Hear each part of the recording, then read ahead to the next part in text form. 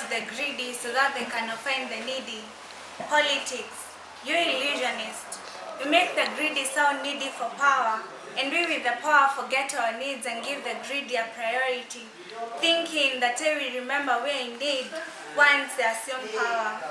Politics, you illusionist. You tell me that his and her manifesto have my cries in check, yet the politician will never tick the checkbox once he has ensured that our lives are in perfect check. Politics, you illusionist.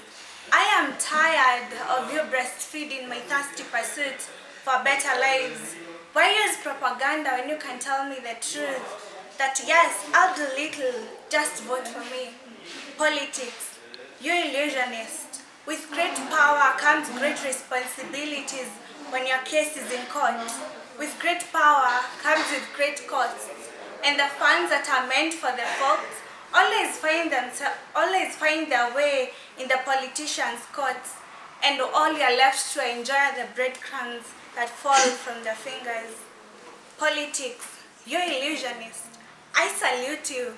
You're the blindfold that students wear, year in, year out. I praise you. You're the reason our cries are hard to neglect by the deaf ears. I believe in you. You're good in magic, and sometimes you show us how you do your tricks. And like fools, I would still be fascinated by how, as you do your next trick.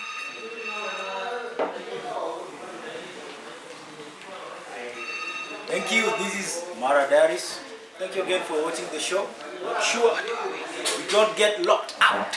And if you're thinking about cancelling this tab, please don't. Nazatumia tab ingine kwa browser. So my name is Dan. I am the host of the show, and today is hot and fire. So with me, I have here my co-host Victoria Shangwe. Karibuni sana katika show yetu leo. Na leo tunaongea kuhusu masuala ya politics. Politics, karibuni sana kweni nasi. Politics, you illusionist.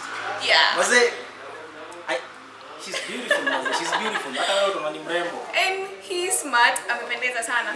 Unaona suti yake imependeza, iko vizuri kabisa. So kuna venye So actually, by the way, Shangwe, I have songs already, nimechagua songs, and nimezeka kwa flash disk. Songs to be that I will be playing in my car. Nangoja ruhusa kwa gari. Ndoto. Lakini itatimia, usijali. Ndoto inatimia. Tunaota alafu vitu vinatokea baada ya hapo. You work for them, so very true. Yeah. So, but unasikia story ya bado? Juzi ameshikwa, mara ameachiliwa. Bado na yeye sikiza anatengeneza news sana. Kwa gazeti ngekuta ameuza sana. Shaka nyuma. Sasa, hata ingine bado. Bado ni mzima. Achana na bado wako tu sawa. Ndio, sikatai, bado yuko vizuri, lakini matendo yake ni kama hayafuki jamii. Ametoka kwa Sharon, sasa hivi bado ametoa bunduki sijui za kwenye nyumba yake, aeleweki yule mtu. But one thing that I say, let justice be done. So very true. Today we hot and higher. We have leaders of the school. We also have political analysts, and we have also delegate in the show. So make sure you stay locked in. Stock in. Yeah. So with us here we have the president of the school. Yeah. Simon. And there we have the secretary in charge of academics. Thank you for coming to the show. And then we have Walter, the strategist, the president. Thank you for coming to the show. We have their professor. I call him professor because he's gonna be one someday, man. Yeah, welcome to the show. Then we have Edith there, our analyst today. Thank you for coming to the show. Then we have Walter, one man army. That's what he calls himself, one man guitar. Thank you for coming to the show, man. Yeah.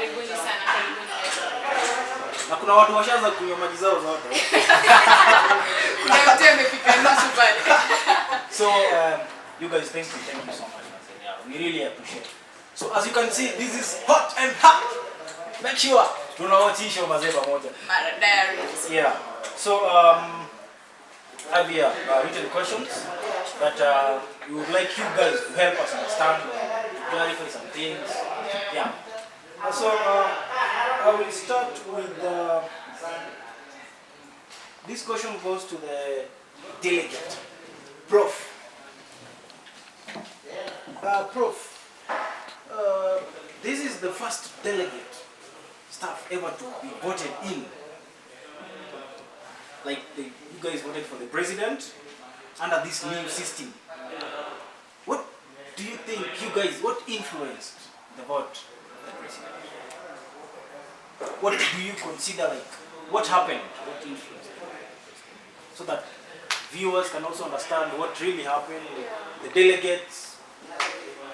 Well, as you understand, this is the new system in the university, whereby the students from different departments just elect the delegates. So that these delegates elected, they're the ones to choose the student governing council, that is the comprising of president, academics, sports, and so on. So these delegates, what made them to choose the president is all about the convincing power of the person. Yeah, sure. You know, some other people will come with money, moneyed people, maybe without an idea.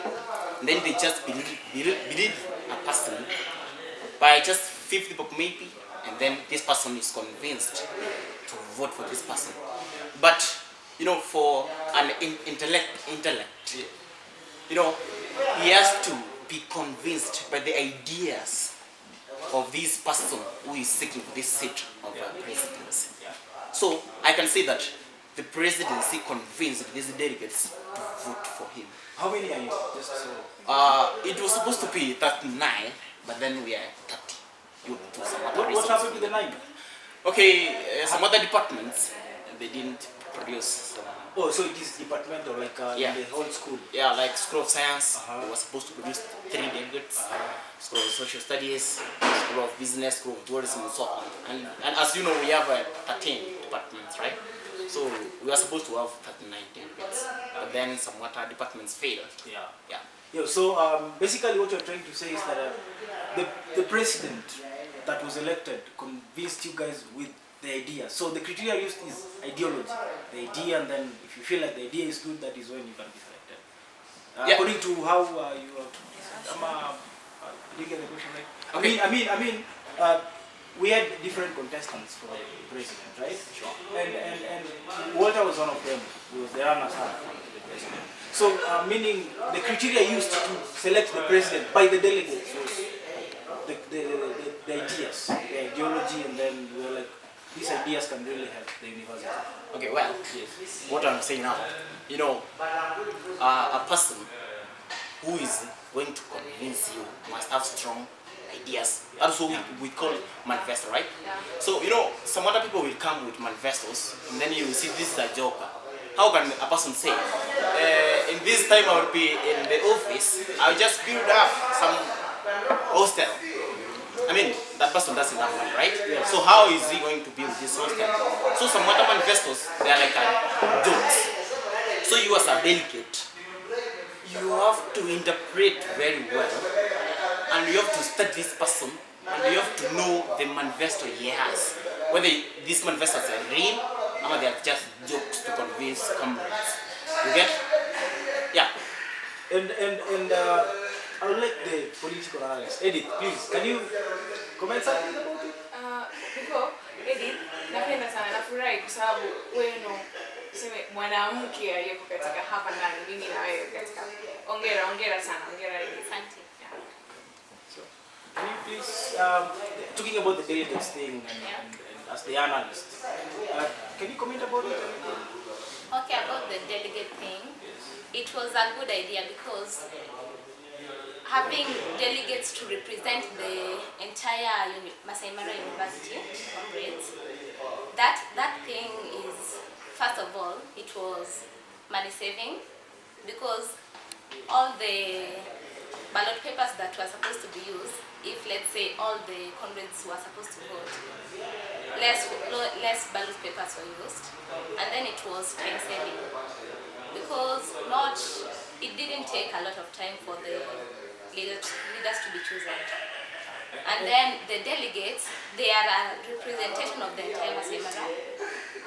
As the delegates chose the president, so it represents all the views of the comrades. Yeah. And by comrades, you mean the university students? Yeah. So, the runners-up to the president, do you have any comments about that?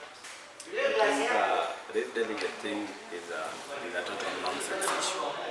It is high time those people like Honorable Duale, who came up with the idea just simply to punish people like Babu Wini because of maybe having political position in your head for so long, to change it. Because if you look how the election was done in our university, to me I believe the will of the people was not. Okay, just before you continue, maybe I did ask this first, but just the delegate, what was the criteria used for selecting you guys? What was the criteria? Well, the criteria used to select the delegates was that each department was to select 3 representatives. Like, How was it done? who was to voting you guys? Okay, as I can say, let's take an example of School of Science, right? Yes. Those members who fall under that faculty of School of Science, they are the ones to elect. Like School of Science has 3, that is PSC Mathematics, PSC Chemistry, PSC Applied Statistics, and the PSC Physics. Now these 4 groups, they're the ones to produce these 3 representatives, right? So the students voting you guys, did they vote you? They are the students. Yeah. Right. So, okay, back to Walter. I think the students voted in for the delegates, meaning they trusted these guys to make a very sober judgment. So, You see, you never gave me time to finish. But what I was saying was this. You see, they came up with this issue so that they can manipulate the leadership of UN. Then later on, they came up with the act to transpire in all universities. When you look at how election was done, recently done election, which was hotly contested, you will see that for sure, I can identify those people who voted for me with a lot of ease. He can identify those people who voted for him with a lot of ease, and other opponents. So then, this issue of delegates bring a lot of insecurity even to these people. And then it brings a lot of fear to them. And then the will of the people are not being justified. Look at the number of people who are celebrating and the number of people who are moving. There is no way wakora wawili watatu wataenda wakae chini alafu waamue vile shule itaendelezwa. okay. So probably I think we need to revisit the idea. Okay. So, okay, thank you, but I would really request you not to use some words like Kora, nonsense. If I mean wakora, it doesn't mean that I mean that there are some few individuals who decide who to vote for, and they give you directives. You get it? Okay, thank you. So, thank you. I think unless anybody has any comment about it, the strategist. Thank you very much. Go and be very selective and choose the words I'm going to use. Yes, thank you. Since the Duale draft, the University Act 2016 came into place, we had a paradigm shift. It was a presidential system that time, but this time it is a parliamentary system, right? So students were to elect their representatives from each department. Then after electing the representatives, they are the one to go, it's like now a parliament. They are the one to elect the 7 SGCs. So as a strategist, when a policy comes into place, you work with the policy. Because if you fail to work with the policy will work you out, right? So it was about the policy and how are we going to win the day using the same policy. And therefore, I think to argue that that policy was good or bad, I don't want to go that way. But I want to say that whenever the government brings a policy, you have to comply. Or use the other way around, go to the court, have a lawyer, and do what is necessary. Thank you. Anybody? The Secretary for Academics, do you have any comments about that? Just to complement what my colleagues have said, this issue to do with the delegate way. It's just a shift from the earlier system that was being used. And you see, change is always what do you call it? Many people will respond to change differently. There are those people who will welcome change. There are those people who will resist. So, if it's a policy, then you resist for some time. Then finally you have to submit because you cannot change. Then that becomes the way. Yeah, nina swali kwa president. It's a bit personal, maybe labda anaweza kajibu yeye na mwenzake pale.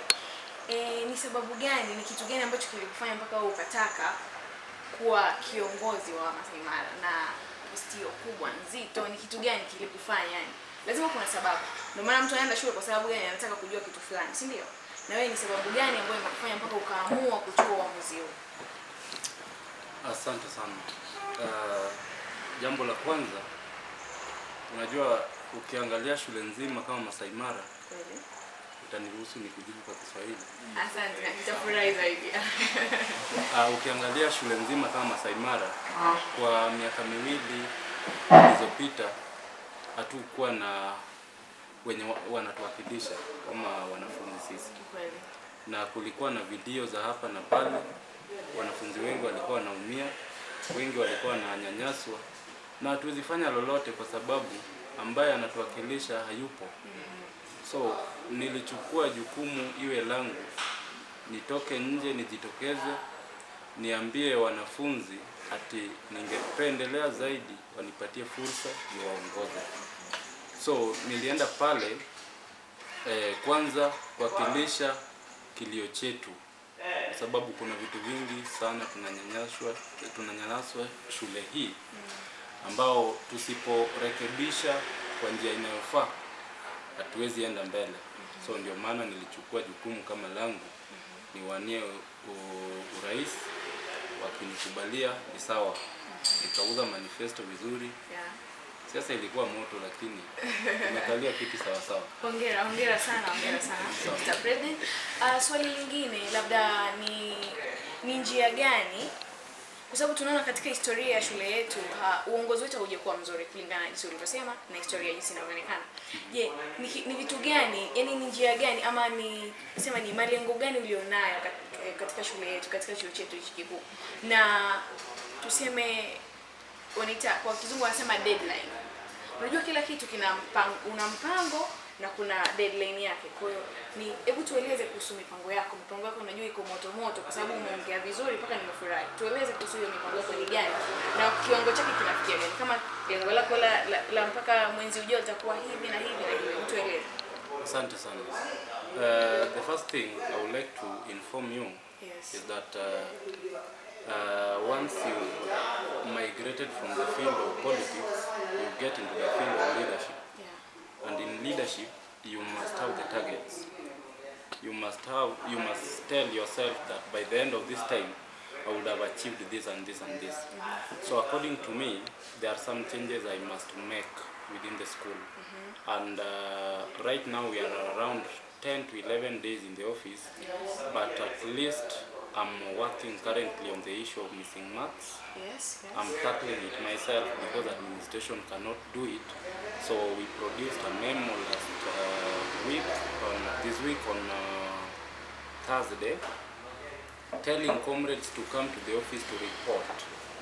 So that is first achievement we've made within 11 days. Then I promised comrades also that in the next 14 days in the office, I shall produce a memo directing comrades to apply for the new tenders.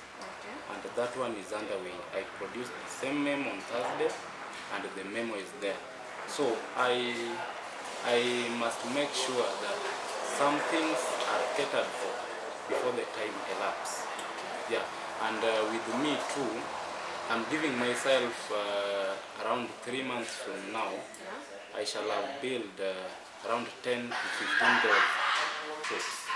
Okay. Yeah, that one I have in plan, of which there come January, we shall have another 10 workshops where students can also apply. The tendering process is carried out, and new students are given new tenders so that they can occupy the shops. Asante sana, nashukuru. Thank you. Tumemsikia rais wetu alivyosema kwamba ni mambo mazuri aliyonayo. Sasa tungoje jinsi atakavyoyatekeleza. Atayatekeleza? Tungoje. Ningependa pia kumuuliza Walter swali. Walter, ulikuwa na ndoto zako, si ndio, kuhusu chuo chetu cha Masai Mara? Na wewe kutopata kiti hiki sio mwisho wa ndoto zako kutimia, si ndio? Ningependa kujua jinsi utakavyotekeleza hizi ndoto zako ulizokuwa nazo. Ni njia gani? Ama ndo ukishakufa moyo? Tueleze, tunataka kufahamu. The first thing which I would like to say thank you. Yeah. And then I would like to say with a lot of confidence that Yes. in an institution like this, whereby there is a lot of diversity based on color, race, based on gender, ethnicity, the first thing which should be taking place is unifying the students, bringing them together. And then I like the way he's saying that they have come up with the memo, even directing whatever they are doing. I want to say that being that I've lost election does not make me to be against them. Very true. They should be doing their duties as they are expected to deliver, and I should not hinder them. But things which are of interest, we should come in. As a person, I can defend that. For example, look at, I like they directed a memo to award the tenders. And this tender is a very good question, and many people are interested in it. But I would like to say that even as things stand, we are planning to challenge the memo because the content is not right. Some of the content to us is not right because there is no way you can tell us that the tenders are for students only on session. If you read our constitution is clear that who is a member of Musa. So I think if so long as you are a member, how about students who have been deferred and they are interested in business? Does it mean that just a few minutes? Does it mean that they don't qualify? Now another question which was of interest to us. You are telling us that the application for tender is 3,000. Initially it used to be 2,100. What has changed all of a sudden that it should raise to 3,000? So those are the things which through later we are planning to challenge them. Yeah, thank you very much. Lakini ni kama hujanijibu swali langu. Swali langu lilikuwa ni ndoto gani ambazo ulikuwa nazo katika chuo chetu cha Masai Mara? Na kwa sababu wewe hujapata kuwa kwenye kiti hiki, ni njia gani utakazotumia ili kusaidia ndoto zako ziweze kutimia kuhusu chuo chetu? Hilo ndio lilikuwa swali langu. And the first thing which I was spreading the gospel is about unity. Yes. That unity, we can also achieve it. Yeah. Now, once somebody is in an office, you allow them do their work. That is what I started with. Yeah. Let them do their duty. Yes. But in any case, you have the opportunity to influence. You can also influence. Being that Akina Saimo are in the office, does not mean that I cannot go to any office. So whatever I feel that I was to deliver, I can go to the best officers whom I know, like for example the office of the VC, the office of the dean. If I feel that this one was to be done in this way, like the way they are doing, that is why I was saying about tender. The way they are doing it, it is good, but also me I had my method of doing it. So if I feel their method is wrong and is not right according to the constitution, I can challenge it so that it can be in the right way. That is one. And then another one, if I feel that there is something which I can do through the help of the office, we can cooperate with them so that we deliver the same. Yeah. That's a very, very good stand. Yeah, very true. That's a very good stand. Yeah. You should go Kapsa for your dream. Yeah, sure. Even if you did not make it as the president of the school. Yeah, usiache ndoto zifu, usiache ndoto. You can work together. Na Masai Mara University can be A better place. Very, very nice place. Very so true. That makes me ask the next question to the Yeah. political analyst.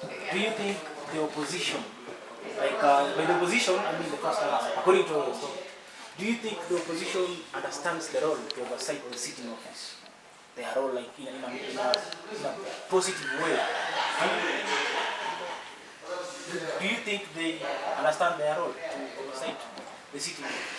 Okay, according to me, the opposition is supposed to fight what they think the leading are not doing.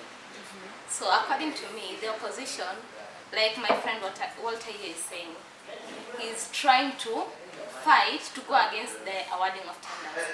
Because let's say if you say only the students on session can be given the tenders, so that leaves the students who are deferred maybe it's because of school fees. Yeah, so that one will be denying them the chance to even have the tender so that they can raise the fees to pursue the education. Okay, thank you. Any? Yes. Okay. What I can just add, my friend here who lost the office, right? You know, what we can say is that the opposition is the eye of the government. You get? So if the leaders who are in the government, they're doing contrary towards the expectation of the comrades, and the opposition realize the start, he should fight for that. In fact, wakati our president won, what I expected is that the manifesto ya Walter and the Kudza Ampe so that they combine, because what they were fighting, all of them, is to serve the Congress, right? So now what are West president? We just have one winner, isn't it? So angekuja waweke hizo manifesto wote wafanya kazi, isn't it? But then lazima akae nje because he has that urge of serving the comrades. So akiona government imefanya contrary, lazima ingilie ndani. So mimi naunga mkono, lazima kukuwe na opposition to correct the government. Yeah. So you think they understand their role? According to how you have heard, how he has talked, like they coming together. If something the president has done something that is not working, so you think the way he's talking that they can come together, you think he knows his role?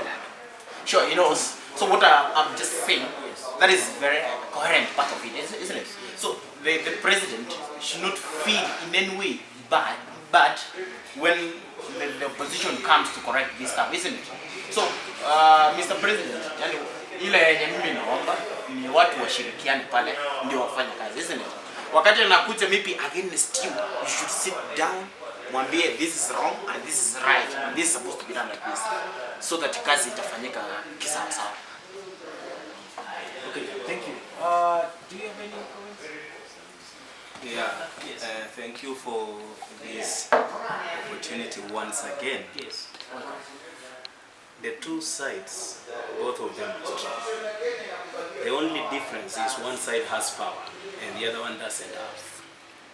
My point is, the president has to provide that room to allow contributions from either side. Not after failing to achieve. Right? We don't want to waste resources. Before we implement, let him be of that good heart. What is your opinion on this issue? My office and I have chosen to go this way. How do you see we would have gone the best way before implementing that? And you being given that opportunity should also be working to see the betterment of the day, not to compete. So I'll urge the president, because he has the power, to provide that. For the other side to bring opinions in, for them to work together, for us to achieve what is supposed to achieve as the best Masai Mara University can offer to the students. Thank you. Thank you. That is so good. So we are hoping to just to mention something. Yes. Over what he has said.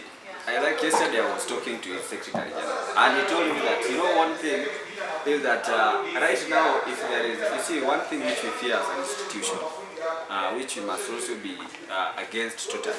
We don't want to see our students being discontinued of their studies because of things like strikes, because of things which can be solved by students themselves. Because if we have some issues which we can solve within our boundaries, we don't want to see issues like securities. We are getting information that our students have been taken into prisons. Those are things within our boundaries we can solve. once the strike imekuwa issue there, then the first people who will be charged are two people. That is you and Simon. Then I told him you are the Secretary General, so you are the third person. Yeah, I told him you are the Secretary General, so you are the third person. Then after that I told him, but those are things which you can control. Politics is all about moving masses, but how do you move them? Is it to the positive side or negative side? Thank you. Thank you so much. That is so great. So let's hope as Masaimara University students, leaders, we will work together with him and his team, and not just him, many other students who feels like something should be done in a better way can come to you guys. Yeah, sure. Yeah. So I have some questions to the president. Mr. Simon, I would like you to, and the secretary in charge of academics, I would like you to talk about the missing marks, because it's a really big issue and people are not graduating.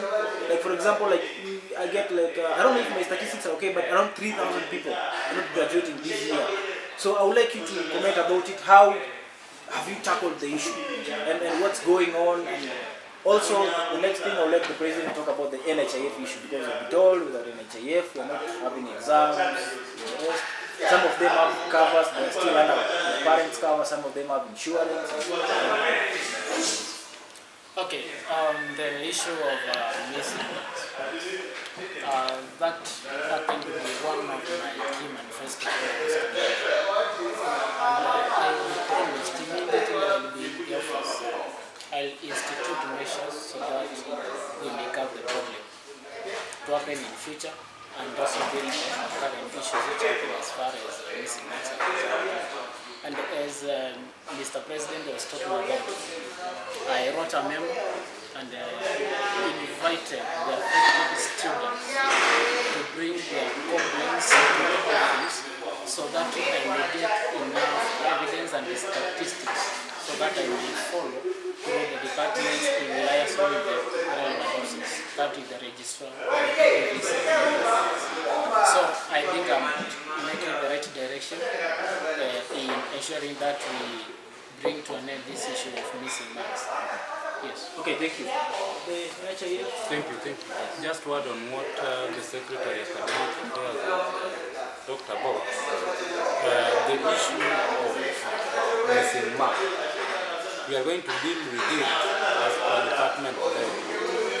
Because according to the information that we have now is that administration cannot tackle the issue, and it has really failed many students because they tell us to present our complaints to them, but by the end of the day they don't react towards it. So we took up the call and we are now working on it at per departmental level. So again, on the issue of NHIF, initially it was supposed to affect us in the end year exams, but I sat down with my SGC members and we approached administration on the same issue, because as per now many of the students have not installed more about the issue of NHIF, and around 95% doesn't have the NHIF card or the number. So we told them that in case NHIF is going to affect us during the exams, in case it is going to be a necessary thing for you to get into an exam room, then most of the students are not going to take their exams. So they told us to write a letter requesting for them that they push it up to next semester, or they erase it totally from the exam issue. So we wrote a letter to the DVC, and the letter was taken to the Dean's Committee. I went there and defended the letter, and they agreed that in the exams, NHIF cards or numbers will not affect students. So as per now, there is no issue of NHIF card or number. There is no relationship between NHIF and exams. So students will have their Students will have their exams minus NHIF. That is as per now. Yeah. Okay. That is so great. Yeah, So Masaimara University students, exam iko. yeah. So make sure unasoma exam iko. Thank you so much for that, Mr. President. Thank you so much. So I would like Walter. to comment about the issue, about missing marks, and then just briefly, because time is out. Yeah. Yeah, thank you. Once again. I think where it's commendable, it is commendable. Yes. Whatever they have done about NHIF, that is something which also me, it was in my manifesto. And even before they did also me as a person and as a team which we are planning on how to do it. And when we approached DVC, the first thing we said that, you see, he had to explain for us the benefit of the NHIF thing. That you see, there is outpatient and inpatient. There is sometimes you can be sick, contrary to what used to be. You could be sick and you are being taken to our health unit and then being treated. If you are still sick, then you need to be referred probably to another hospital. And then when you reach there, it is now the responsibility of your parents, but not rather the institution. Now he explained that contrary to that nowadays, if with that NHIF, when you are taken to another, you are referred to another hospital, then it will be, with that card, you will be treated for free. So it is generally, it is good. But what was happening was that the time frame, probably there was no sensitization. So whatever they did to make it be pushed to next semester, and then now it will be upon them to ensure that more sensitization is done on the same, so that students can understand its benefit and can obtain it. But it should not be part of examination. Being sick and taking your exam are totally different things. And the missing marks, I think they should continue doing more. But they are doing one. But whatever they are doing is okay. Yeah. Thank you. Well done, let's go. You say something? Alright. Okay, I just want to draw something on NHIF, right? Please be sure. Okay, you know, this a national issue. That this is one of the big four agendas, like affordable healthcare, and we can't work against that. So what we are requesting is that this issue of just telling the comrades that we pay 7 months kwenda mbele. What for? What we need is that e-card ikuwe updated. That's all. But hii ya kwambia watu walipe kwenda mbele, alafu fee ndio imewashinda kulipa. That's what we are crying for. The management at least should see this properly. I just congratulate our president. He's fighting for that. How can you link NHIF and the exam? Wacha hii kitu ikae kwa exam. Na watu kuanzeka alafu unaenda huko unaambiwa produce your NHIF. Kuna maliza. At least comrades waoneo hapo. Yeah, so that is commendable. The delegate and the first officer. So, Mr. President, keep up the good work, and we shall be behind your back. So, yes. Yeah. Wote nataka nikuulize tu swali la kizushi. Yeah. Nimeona umevaa. Ebu. Yeah, naona Tanzania kitu fulani. Nini? Tueleze. Ama first lady pia yuko huko. Actually, as a person, I am a hustler. I'm a good hustler, and I don't hustle in Kenya. They are hustling in Dar es Salaam, Tanzania. The national. So actually, we have got some goods. Probably timber we import from Tanzania. If you are interested, you can come over. We talk outside. So I like Tanzania so much, and probably how they operate na ile ukarimu. That is what I was trying even to say in the first thing, that unity. When you go to Tanzania, you will find that you will never be marginalized based on your ethnic background. Probably maybe you are wewe ni Wanjiku, wewe ni Atieno. So Wanjiku na Atieno hawapitani. That is very wrong. So but then they don't consider your background.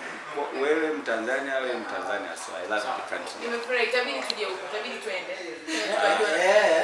Kabisa. Mmekaribishwa. So safi kabisa, I say.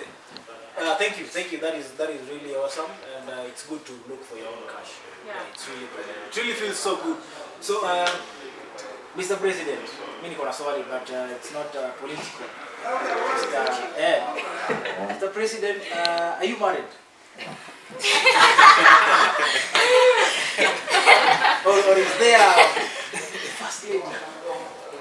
Yeah. The first lady, but we are in a serious relationship. First lady, big up. Yeah. Niko nadhani nitarukwa. Yeah, so I want the political analyst to give the final remarks. Okay, thank you. And congratulations, Mr. President. And Walter, you did a good work. Okay. According to me, the elections were free and fair.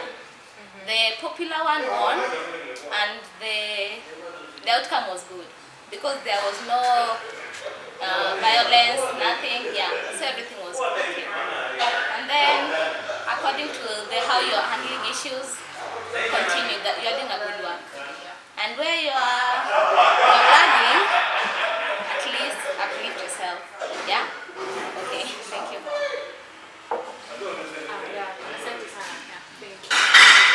Yeah, so are you also seeing somebody? Yeah. Oh, you are? Yes, I'm currently dating. Oh, that's good. That's okay. Thank you. So, you wanted to say something? Yes. Yes, please. Number one, politics don't come and go. But there is life after politics. Thank you. We have issues currently that requires much attention of all of us, Yes. not a certain group. So we should now direct our efforts towards achieving how we can solve our problems. Two, it is not the end of life to win or to lose in Masai Mara. We have life after Masai Mara. So this is just but foundation. My friend Walter, we share one. Yes, the way you do. Yes, we do. We have good things that we can talk about. Please, I ask you to closely work with the President to see that we achieve the best for us. And you, the media, and your fraternity, we want to say thank you, and we want to also ask you to continue doing the same, to see that the public is sensitized and you nurture the leadership of tomorrow. In this way or the other, tutakuwa tunajenga Kenya kesho kuwa bora zaidi. Thank you. Thank you. Thank you so much. Thank you. So, the President, the final remarks, and then we're done. Thank you very much. First of all, I would like to tell everybody that there comes a time where an institution like Masai Mara is bigger than an individual. And we played politics, and now we are not in the field of politics. We are in the field of leadership now. And as the head, President Masai Mara University, with me, I don't have anything, any barrier or any problem with Walter coming to my office. We chat, we share ideas,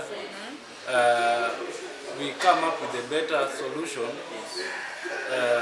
so that we can help the common comrades of Masai Mara University. Rather than him going to the fields and making a lot of noise in the name of opposition and coming up ingia kwa serikali bwana. Tanga tanga. Acha kuruka huko. Tembelea hawa watu. Ingia kwa serikali. Upate ni nini haswa inafanyika hapo ndani. You cannot tell us that you are in opposition ati umeshindwa kutuface. Yet you've not visited our office. Do you know where my office is located? If you know, how many times have you come there in the name of sitting down with Saimo Baba talking about the issues pertaining students? If you saw that tendering process was done in a way that was not impressing you, you would have just come to the office, we share 1, 2, 3, then I have the powers to draft another memo. That one can work. Yeah, I can do any memo anytime because I have those powers. Let me respond to what they said. No. Time is is up. I was the last person. It will be unfair for me. Okay, one second. Yeah. One It will second. be unfair to me. Yes, one second. First of all, let me say thank you very much, you media people. Yeah. And then I want to condemn, as a student, also as a member of Saimara University, the issue of some media people coming to our institution and insulting us by the name of airing it to media, that such and such people, this is how you Malay Fanywa in our university. I condemn that with the strongest terms possible. And then secondly, Simon being the president and me being the first runners up, he has got his time which is free. He has got his time which is very free, where he knows he don't have duty. I don't know that is time. Me personally, I cannot motivate him, but it is his duty to tell me that I am free. Come, let us talk based on the following agendas. Are you getting it? But otherwise, thank you guys. Thank you very much. I'd like to add something about that. Okay, before you guys, the opposition and the leading, before anything comes out to us, the students, first you should talk all the issues out, and then when you disagree, that is when something comes out. Okay. But try to handle things within yourselves. Thank you so much, Thank you. Mr. President. No. Actually, thank you so much, guys. Thank you so much. That chat.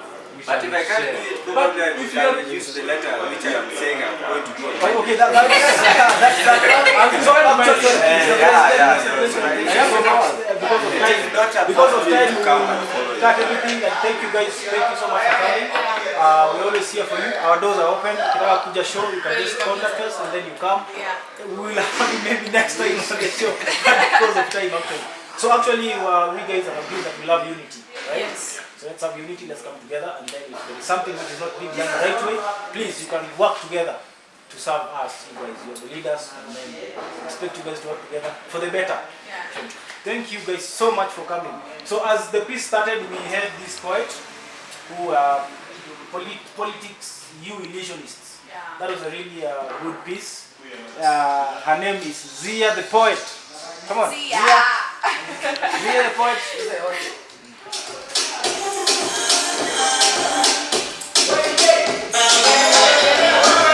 So that is Zia the poet. Thank you so much. The piece was awesome, though she performed the piece, but it was written by J.R. Pieces. So J.R. Pieces. JR Pieces, shout out to JR Pieces. So thank you guys. So tukimalizia, I wish Walter and Simon please to shake Baba. hands. Yeah. Shake hands. Yeah. Handshake. Tusimame, shake. Handshake. Tusimame, Oh, before we finish, we had this. We had R.I.P. Michael Waregi Kungu. He was a math student, but he passed on, so R.I.P. to the family. This way you say Makiwa. Makiwa wanajifunana. Sasa feel nitakuwa Kiswahili vizuri. So thank you. Shake hands. Handshake imetusaidia sana. Hebu tuone hii handshake. Very good. So the show was lit. This is Mara Diaries. You can find us on YouTube, on Instagram, on Twitter, on Facebook. Facebook Mara Diaries, Twitter at Mara Diaries, and Instagram at Mara Diaries. So thank you. Make sure you stay locked in. Subscribe. You can ask questions about us on Twitter and everything. Get to know us. Thank you so much. Thank you. Thank you. Be with us. So thank you. The show was hot and fire. The show was really hot. Thank you guys. So without Supreme Launch, we could not be here. So thank you Supreme. Thank you so much. You guys are the best. So with me here is Mr. Oscar. Oscar. He's here. So please talk about Supreme. Yes. Well, I'm Oscar Nyamori. I'm the assistant manager Supreme Lounge, and we are glad to host you guys here. Yes, Supreme Lounge is one of the leading coffee shop and bar and grill, which is located in Narok town. And we target all customers of all ages. If you care for the value of the money in the product you consume, you're welcome to Supreme Lounge, and you will take good care of you. So Supreme is about quantity. and quality. And especially place ya quality hiyo quality. So yeah, shukrani dhati kwa Supreme, tunashukuru sana. Panapendeza, panavutia jamani, njooni mje muone Supreme palivyo, msipate kusikia tu, come and see. You experience what is in Supreme. yeah, so interact with us, social media, Mara Diaries. Kila kitu ni Mara Diaries. Thank you. See you around. Next time, same place. Get locked in.